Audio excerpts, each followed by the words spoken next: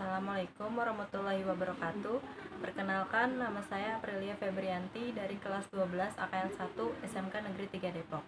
Di sini saya akan mempresentasikan tentang kompetensi keahlian akuntansi dan ruang lingkup pekerjaannya. Pengertian akuntansi.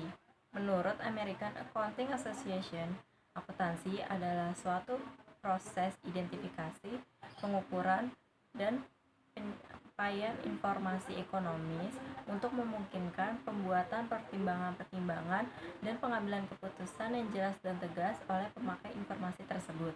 Selain itu, akuntansi adalah suatu proses pencatatan, penggolongan, pengiktisaran, dan penyajian laporan mengenai transaksi keuangan yang ada dalam perusahaan tersebut. Akuntansi bisa disebut juga dengan bahasa bisnis.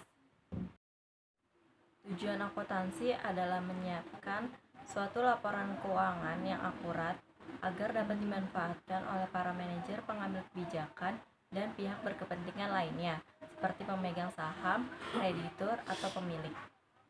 Laporan keuangan dalam perusahaan biasanya terdiri atas 4 laporan, yaitu yang pertama, laporan posisi keuangan, yang kedua, laporan laba rugi, yang ketiga, laporan perubahan modal, dan yang keempat adalah laporan arus kas dan catatan atas laporan keuangan. Ruang lingkup pekerjaan akuntan.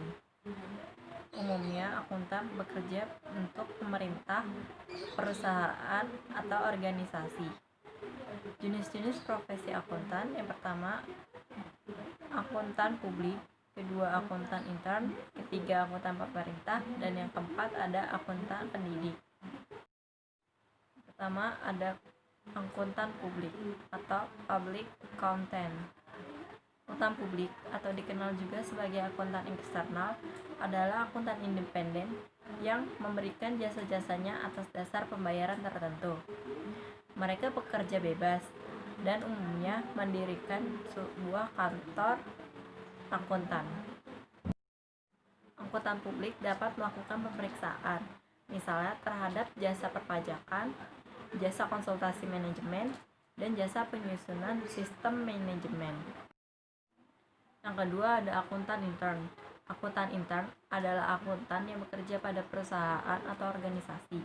Disebut juga dengan akuntan perusahaan atau akuntan manajemen. Jabatan tersebut dapat diduduki mulai dari staf biasa sampai dengan kepala bagian akuntansi atau direktur keuangan. Tugas mereka adalah menyusun sistem akuntansi, menyusun laporan keuangan kepada pihak-pihak eksternal, menyusun laporan keuangan kepada pemimpin perusahaan, menyusun anggaran, penanganan masalah perpajakan, dan pemeriksaan intern. Yang ketiga ada akuntan pemerintah.